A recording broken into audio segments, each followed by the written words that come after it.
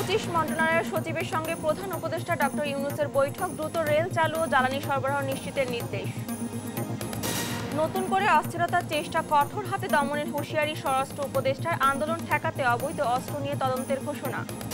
স্বাভাবিক হচ্ছে থানার পরিস্থিতি, চলছে সীমিত সেবা, সড়কে শৃঙ্খলার কাজে ফিরছেন ট্রাফিক সদস্যরা, আছেন শিক্ষার্থীরাও। নতুন সরকারের কাছে প্রত্যাশার শেষ নেই সব শ্রেণী পেশার মানুষের, গণতান্ত্রিক দেশের প্রকৃত রূপ দেখার আশা। এবং দেয়ালে দেয়ালে বিপ্লবের রং, গ্রাফিতিতে ছেয়ে গেছে সারা দেশ, শিক্ষার্থীদের রং তুলিতে বৈষম্যহীন রাষ্ট্র গড়ার প্রত্যয়। আমন্ত্রণ দেশ জনপদ সংবাদে, দেখছেন শিরোনামগুলো, সঙ্গে আছে আমি ডানা ইসলাম। এবার থাকছে বিস্তারিত। নিজ দায়িত্বে থাকা ২৫ মন্ত্রণালয়ের সিনিয়র সচিব ও সচিবদের সঙ্গে বৈঠক করেছেন অন্তর্বর্তী সরকারের প্রধান উপদেষ্টা ডক্টর মোহাম্মদ ইউনূস। সকালে রাষ্ট্রীয় অতিথি ভবন যমুনায় এই বৈঠক অনুষ্ঠিত হয়।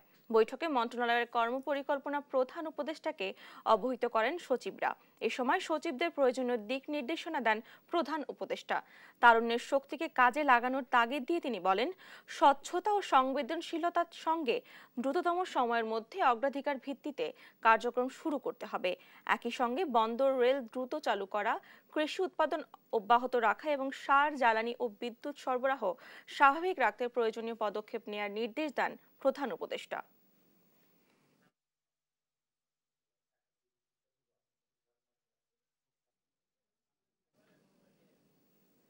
নতুন করে অস্থিরতার চেষ্টা, কঠোর হাতে দমনের হুঁশিয়ারি দিয়েছেন স্বরাষ্ট্র উপদেষ্টা ডক্টর সাখাওয়াত হোসেন।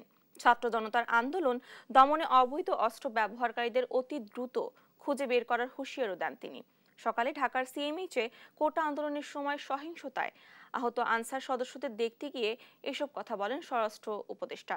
এ নিয়ে আরো জানাচ্ছেন মাহমুদ হাসান।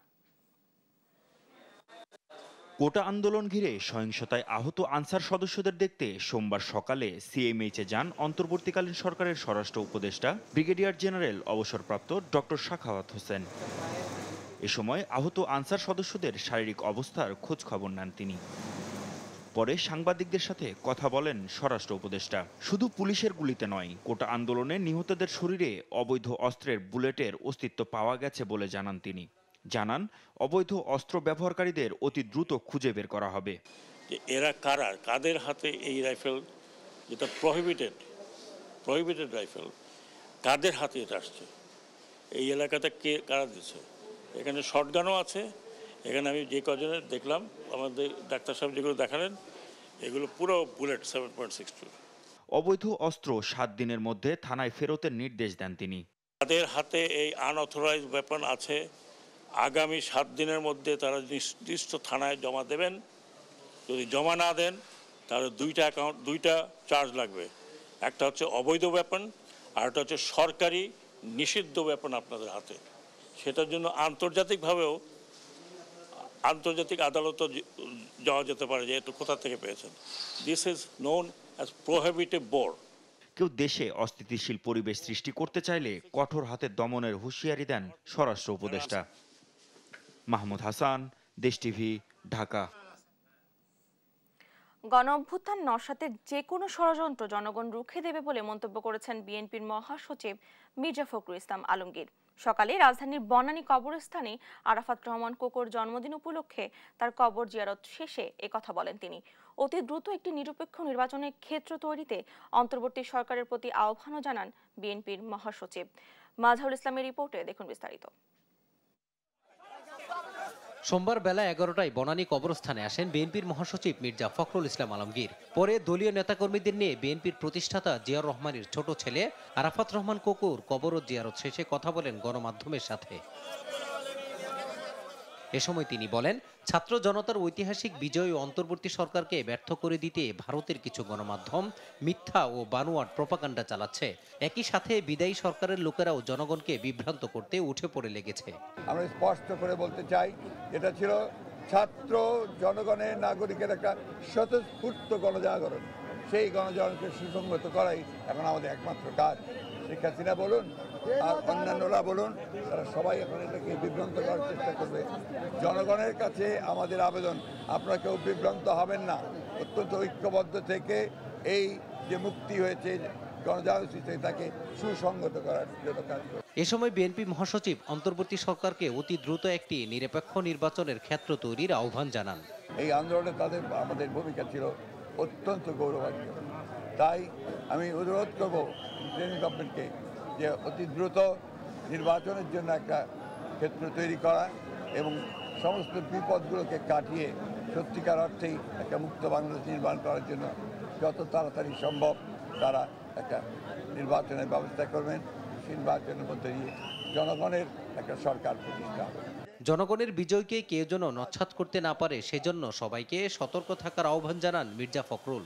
বাংলাদেশের গণজাগরণকে এই অভ্যুত্থানকে নস্যাৎ করার জন্য মিথ্যা বানোয়াট ভিত্তিহীন প্রোপাগান্ডা চালাচ্ছে।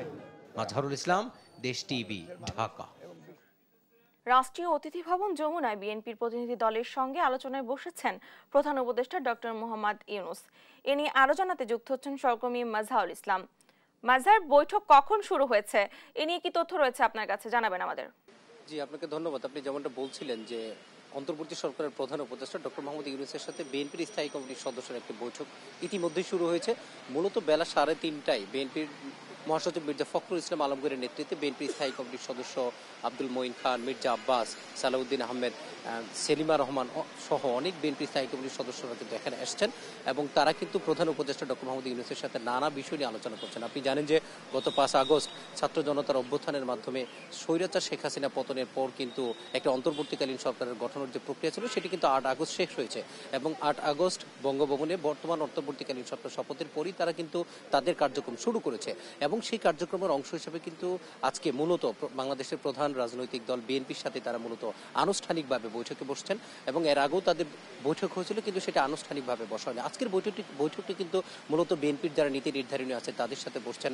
মূলত এই যে রাষ্ট্র পরিচালনা করতে গেলে সবার সহযোগিতা, এটা কিন্তু আপনি জানেন যে অন্তর্বর্তীকালীন সরকার শপথ নেওয়ার পরে কিন্তু বলেছিলেন এই রাষ্ট্রটি একা যেমন পরিচালনা করা সম্ভব না, তদ্রূপভাবে সবাইকে কিন্তু সহযোগিতাপূর্ণ মনোভাব পোষণ করতে হবে, যার ফলশ্রুতিতে কিন্তু বিএনপির সাথে কিন্তু তারা প্রথম বসলেন। আপনি জানেন যে ঠিক এই জায়গাটিতে রাষ্ট্রীয় অতিথি ভবন যমুনায় আরও একটি বৈঠক আছে বেলা 5টায়, যেখানে জামাতের নেতাকর্মীরা আসার কথা রয়েছে। একইভাবে হয়তো বা আমরা আরও কোনো রাজনৈতিক দল আসে কিনা তখন হয়তো বা আরও জানতে পারবো। মূলত আপনি জানেন যে আজকে সকালে মূলত ক্যাবিনেট সচিবদের সাথে একটা বৈঠক হয়েছিল, মূলত যারা মন্ত্রণালয়ের সচিবরা আছেন তাদের সাথে বৈঠক হয়েছিল। সেই বৈঠকে কিন্তু রাষ্ট্র কিভাবে পরিচালনা করা যায় এবং কেউ যেন কোনো দুর্নীতির সাথে না জড়িয়ে পড়ে, ফলশ্রুতিতে কিন্তু যে ধরনের ফলপ্রসূ আলোচনা হওয়ার কথা সেই আলোচনা নিয়ে কিন্তু ইতিমধ্যে সেই আলোচনা শুরু হয়েছে। একটি বিএনপির যারা মূল বডি তারা কিন্তু আলোচনা করছেন, তারা হয়তো বা আলোচনা শেষে সাংবাদিকদের সাথে কথা বলবেন, তখন হয়তো বা বিস্তারিত জানা যাবে। এবং আপনি জানেন যে আজকে কিন্তু সচিবদের সাথে বৈঠক পর প্রধান উপদেষ্টা কিন্তু একটি স্পষ্ট বার্তা দিয়েছেন, কেউ দুর্নীতিতে জড়াবে না এবং যে কাজগুলো বন্ধ রয়েছে বিশেষ করে আমদানি রপ্তানি, এবং আপনি জানেন যে গত কয়েকদিন থেকেই কিন্তু ট্রেন চলাচল বন্ধ রয়েছে, মেট্রো রেল চলাচল বন্ধ রয়েছে এবং এই যে রাষ্ট্রের যে গুরুত্বপূর্ণ খাতগুলো যে ফলশ্রুতিতে হচ্ছে যে ধরনের একটা অস্থিরতা তৈরি হয়েছে, এই অস্থিরতা কিভাবে কাটিয়ে আবার স্বাভাবিক অবস্থায় ফেরা যায়, এই জিনিসটা কিন্তু মূলত বেশি আলোচনার উপপাদ্য বিষয় হবে এবং তারই অংশ হিসাবে কিন্তু বিএনপিকে ডাকা হয়েছে, জামাতে ইসলাম আসার কথা রয়েছে। তা আমরা যেটি জানতে পেরেছি যে রাষ্ট্র পরিচালনার ক্ষেত্রে সবার সহযোগিতা নিয়ে এই বাংলাদেশকে আবার কিভাবে সুন্দর একটি রাষ্ট্র পরিণত করে সামনের দিকে এগিয়ে নেওয়া যায়, এই বিষয়গুলো কিন্তু আলোচনা উঠে আসার কথা রয়েছে। এই ছিল রাষ্ট্রীয় অতিথি ভবন যমুনা থেকে আমার কাছে সর্বশেষ তথ্য। মাজহার, ধন্যবাদ আপনাকে। রাষ্ট্রীয় অতিথি ভবন যমুনায় বিএনপির প্রতিনিধি দলের সঙ্গে আলোচনায় বসেছেন প্রধান উপদেষ্টা ডক্টর মোহাম্মদ ইউনূস। সেখান থেকে সরাসরি যুক্ত ছিলেন আমাদের সহকর্মী। সারা দেশের বেশিরভাগ থানায় কার্যক্রম শুরু করেছে পুলিশ সদস্যরা, এতে স্বস্তি ফিরেছে জনজীবনে। নতুন বাংলাদেশ নির্মাণে জনগণের জানমাল রক্ষায় নিরলস ভূমিকা রাখার প্রত্যয় পুলিশের। সহকর্মীদের পাঠানো তথ্যচিত্রে ফারিহা ইসলাম মিমের ডেস্ক রিপোর্ট। খুলনার বিভিন্ন মোড়ে পুলিশকে গাড়ি নিয়ে অবস্থান করতে দেখা গেছে, তবে এখনো ট্রাফিক নিয়ন্ত্রণ করছে শিক্ষার্থীরা। পুলিশ যে এই যে রাস্তায় নামছে, এদের জনতার নিরাপত্তা বাড়ছে, আমাদেরও ভালো লাগতেছে, তারা নিজেদের দায়িত্ব বুঝে নিচ্ছে। আমরা কাজে নিয়োজিত হয়েছি, আমরা স্বাভাবিক আইন শৃঙ্খলা রক্ষা এবং মাদক উদ্ধার, অস্ত্র চোরাচালান, যে কোনো অপরাধের ধরুন আমরা আমাদের ভূমিকা রাখবো। রংপুরে শৃঙ্খলা ফেরাতে সড়কে নেমেছে ট্রাফিক পুলিশ, তাদের ফুল দিয়ে বরণ করেছে শিক্ষার্থীরা। তারা সবসময় আমাদের পাশে থাকবে এবং ট্রাফিক পুলিশ সহ অন্যান্য পুলিশের যে সকল সংস্থা আছে সবাইকে সার্বিক সহযোগিতা করবে। তাদের সহযোগিতার মাধ্যমে আমরা আবার বাংলাদেশকে নতুনভাবে গড়ব। তাদের অভাবটা আমরা বুঝতে পারছি, তারা কর্মক্ষেত্রে ফিরে আসছে, আগামীতে তারা জনস্বার্থে কাজ করবে আমাদের জন্য, এমনটাই কামনা করি। ময়মনসিংহ জেলার 14টি থানার কার্যক্রম শুরু হয়েছে। সাধারণ মানুষের জানমাল রক্ষায় নগরীতে টহল জোরদার করা হয়েছে। মানুষ আসছে, থানায় আসছে তাদের সেবা নিতে এবং আমরা সেবা দিয়ে যাচ্ছি, সব ধরনের সেবা আমরা দিয়ে যাচ্ছি। আমরা নিয়মিত টহল আমরা অলরেডি শুরু করে দিয়েছি। কুমিল্লায় স্বল্প পরিসরে শুরু হয়েছে থানার অভ্যন্তরীণ কার্যক্রম। জিডি কিংবা অভিযোগ অনায়াসেই ডিউটি অফিসারের কাছে গিয়ে করতে পারবেন বলে জানান এই ভারপ্রাপ্ত কর্মকর্তা। সার্বক্ষণিক আমরা তৎপর রয়েছে এবং যে কোনো লোক যে কোনো অভিযোগ থানায় অনায়াসে দিতে পারবে। থানার সেবা আমরা চালু করেছি। টানা 5 দিন অচল অবস্থার পর আইন শৃঙ্খলা নিয়ন্ত্রণে রাজশাহীতেও দায়িত্বে ফিরতে শুরু করেছে পুলিশ। কুষ্টিয়ার 7টি থানায় কার্যক্রম শুরু করেছে পুলিশ। আসলে পুলিশ কখনোই জনগণের প্রতিপক্ষ না। পুলিশ জনগণের সাথে ছিল, আছে এবং আগামীতেও থাকবে। পুলিশ দায়িত্বে ফিরে আসায় দ্রুতই আইন শৃঙ্খলা পরিস্থিতি স্বাভাবিক হয়ে আসবে, এমনটাই প্রত্যাশা দেশবাসীর। ফারিহা ইসলাম মিম, নিউজ ডেস্ক, দেশ টিভি।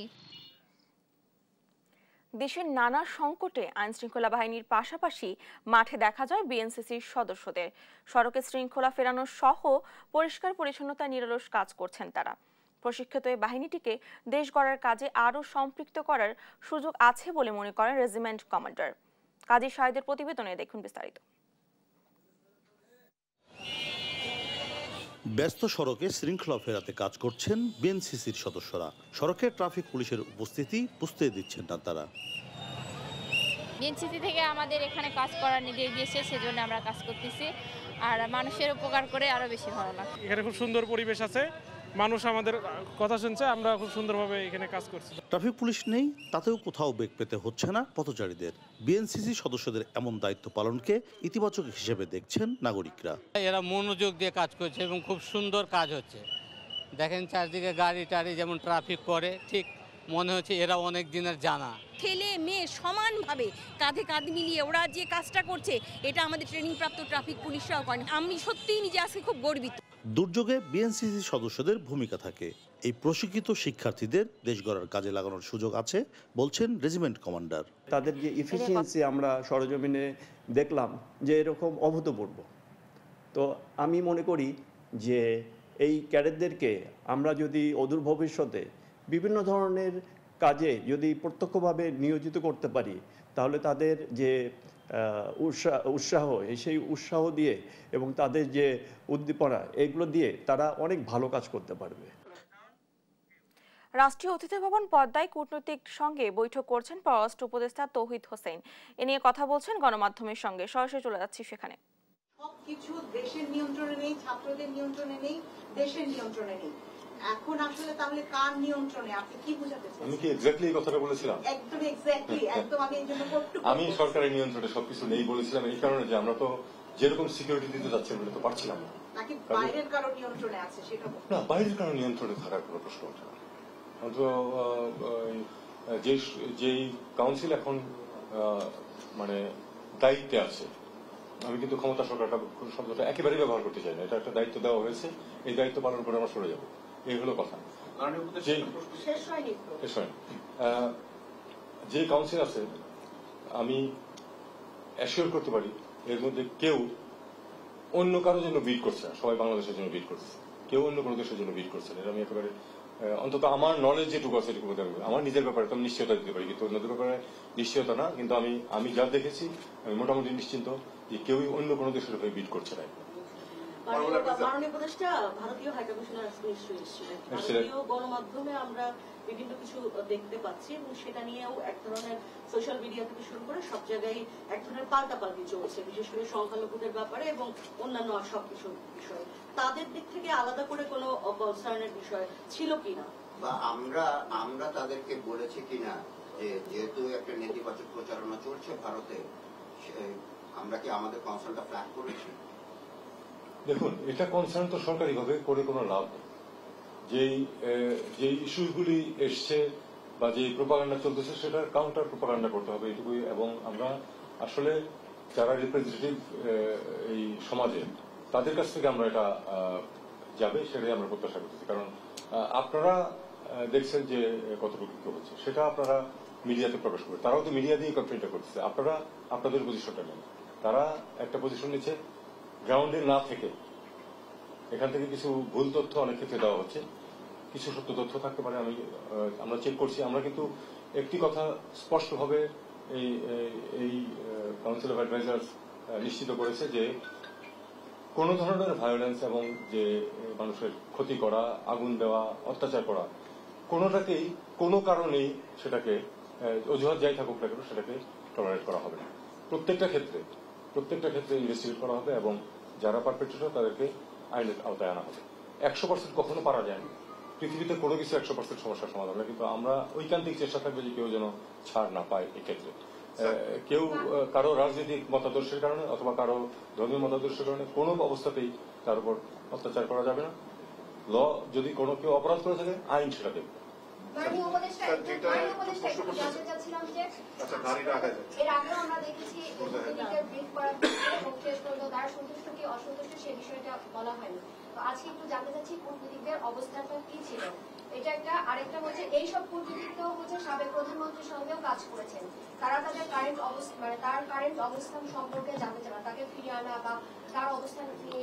আপনার পরবর্তী প্রশ্নের উত্তর আগে দিই, এই নিয়ে তারা একটি প্রশ্ন করেন না, কোনো কিছু জিজ্ঞেস করেন না, কাজে এটা আমরা বরং বাদ দিই এখন।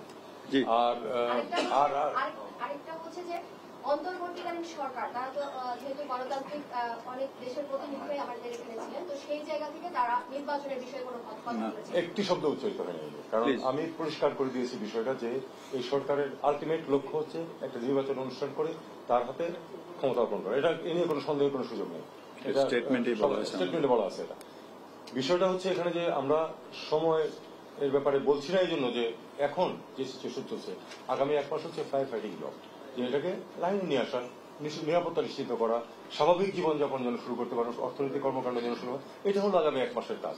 তারপরে প্রশ্ন আছে যারা এই পরিবর্তন এনেছে তাদের তো কিছু পয়েন্টস আছে, তারা এতগুলি জীবন তারা যে দিয়েছে সেটা কি ওই আবার সেই পূর্বাবস্থায় ফিরে যাওয়ার জন্য? অবশ্যই না।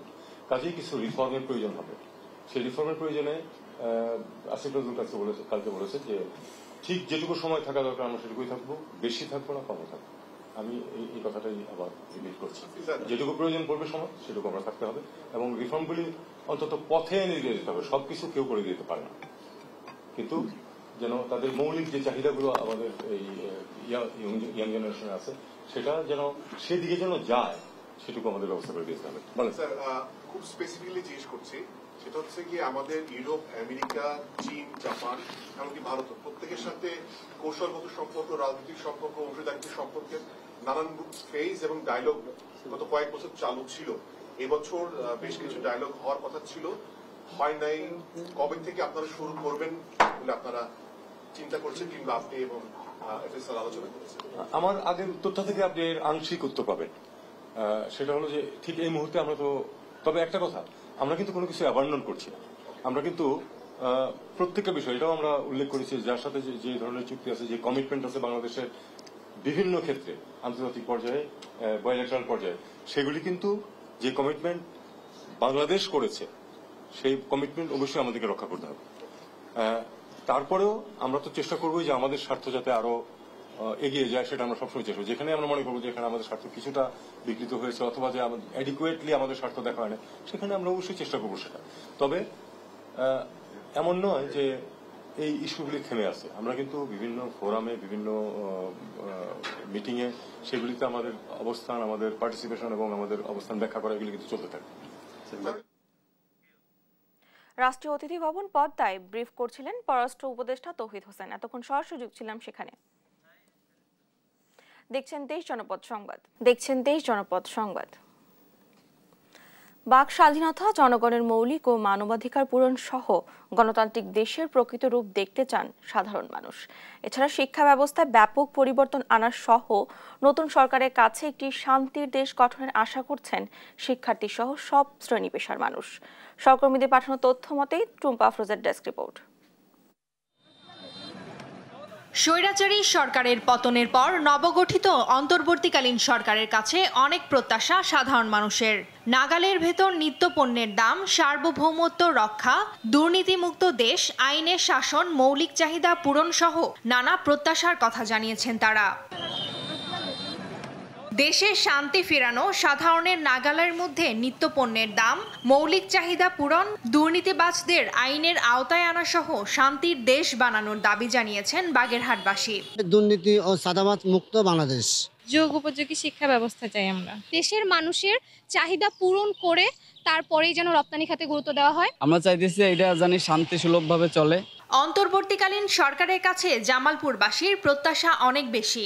গণতন্ত্রের প্রকৃত রূপ দেখতে চান তারা। এছাড়া নিত্যপণ্যের বাজারে নাভিশ্বাস ওঠা, মানুষ চান দ্রুত বাজার মনিটরিং এর মাধ্যমে সিন্ডিকেট ভেঙে নিত্যপণ্যের দাম কমিয়ে আনবে নতুন সরকার। দেশে শান্তি ফেরানো অন্তর্বর্তী সরকারকে বড় চ্যালেঞ্জ গ্রহণ করতে হবে বলে জানিয়েছেন পটুয়াখালীর সাধারণ মানুষ। শিক্ষা ব্যবস্থায় ব্যাপক পরিবর্তন এনে শিক্ষার্থীদের দাবির প্রতি গুরুত্ব দেওয়ার আহ্বান তাদের। তরুণ সমাজ আমাদের একটাই চাওয়া, এটা হচ্ছে সুন্দর সমৃদ্ধ বাংলাদেশ এবং দুর্নীতি মুক্ত বাংলাদেশ চাই আমরা। মৌলিক চাহিদাগুলো আছে, বিশেষ করে শিক্ষা, চিকিৎসা এবং নিরাপত্তার যে ব্যাপারটা এবং সাম্প্রদায়িকতা মুক্ত যে বাংলাদেশ, আমরা এটা চাই। আমরা রিক্সা গাড়ি গুড়ি চালাই, এখন কোনো জায়গায় সাদাবাদি কিছু দেওয়া লাগে না, শান্তি মতো আমরা চালাইতেছি। আমরা একদম শান্তি শৃঙ্খলা চাই, এটাই সুন্দরভাবে থাকতে পারি, সুন্দর একটা দেশ চাই আমরা। জনগণের সকল চাহিদার কথা বিবেচনা করে তা পূরণে সচেষ্ট থাকবে নতুন সরকার, এমন প্রত্যাশা সাধারণ মানুষের। টুম্পা আফরোজ, নিউজ ডেস্ক, দেশ টিভি। দেখছেন দেশ জনপদ সংবাদ। সারা দেশের পথ প্রান্তর, দেয়াল ও বিভিন্ন স্থাপনা রঙিন হয়ে উঠেছে শিক্ষার্থীদের রং তুলিতে। দেয়ালে দেয়ালে বৈষম্য বিরোধী গ্রাফিতি। শহীদদের স্মরণে 24-এর স্বাধীনতার চিত্র তুলে ধরে বৈষম্যহীন রাষ্ট্র গড়তে চায় শিক্ষার্থীরা। সহকর্মীদের পাঠানো তথ্যচিত্রে সালমা জাহানের ডেস্ক রিপোর্টে দেখুন বিস্তারিত।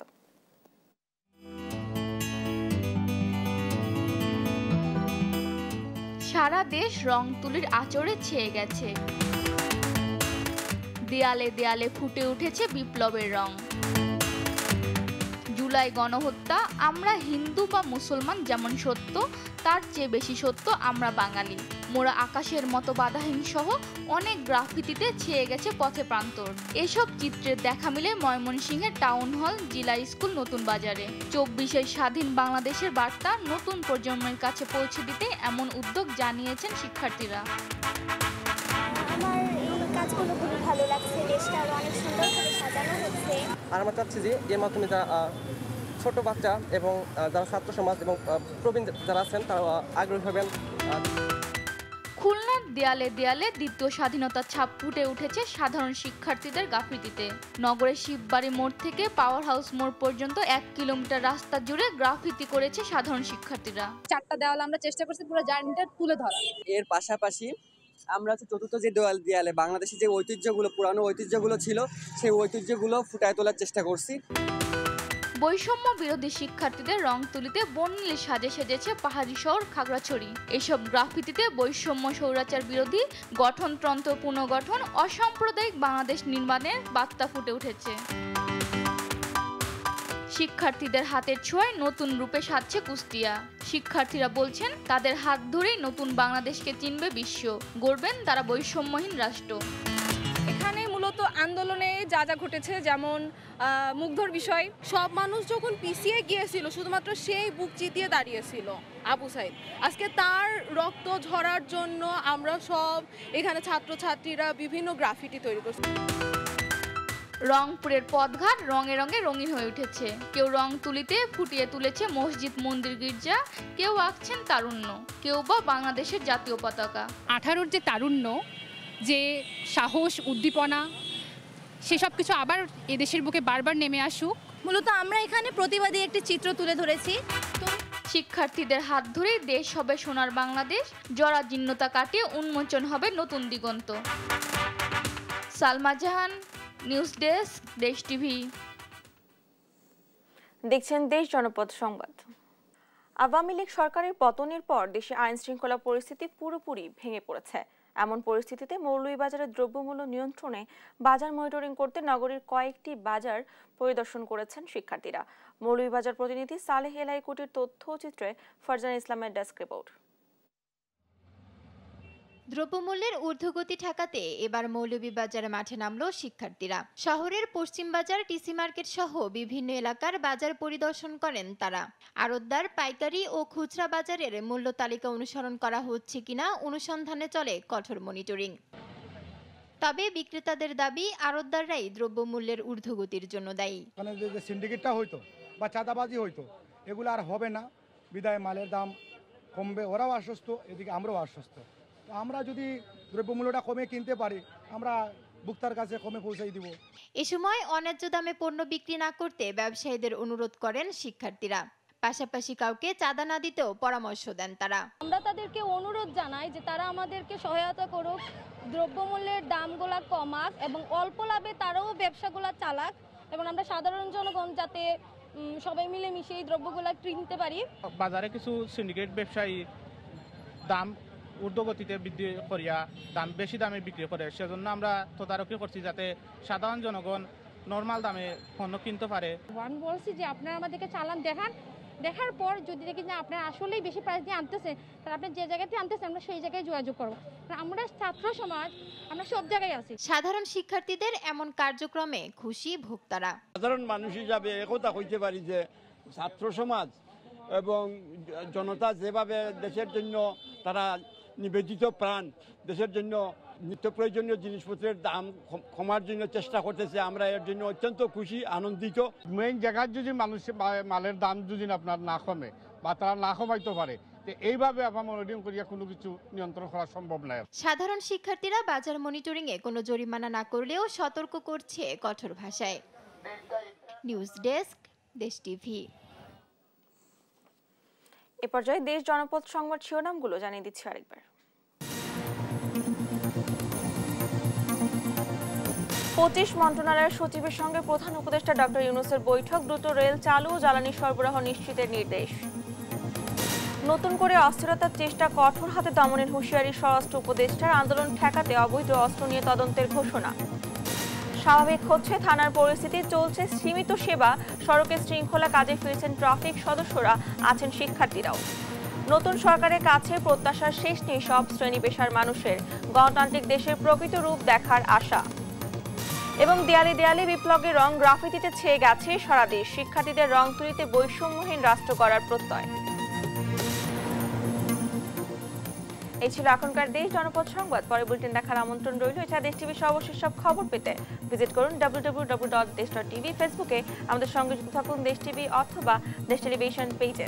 সর্বশেষ সব ভিডিও পেতে ইউটিউবে আমাদের হ্যান্ডেল @desh television অথবা @desh tv news থেকে সার্চ করুন। ধন্যবাদ সবাইকে।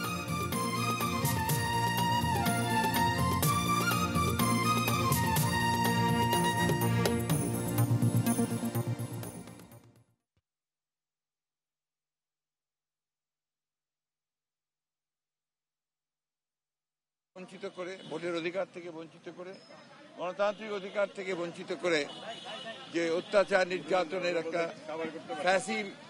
ফ্যাসিস্ট রুল কায়েম করেছিল, তার থেকে মুক্তি পেয়ে ছাত্রদের আন্দোলনে, জনগণের আন্দোলনের ফলে, রাজনৈতিক দলগুলোর আন্দোলনের ফলে আজকে একটা মুক্ত পরিবেশে এই সরকার দায়িত্ব নেওয়ার পর থেকে এই প্রথম আমাদের সঙ্গে আজকে তারা বসেছেন। আমরা দেশের বর্তমান পরিস্থিতিতে কি কি করা যায় সেই বিষয়ে আমাদের মতামত দিয়েছি, তারা আমাদের সঙ্গে শেয়ার করেছেন কি কি করে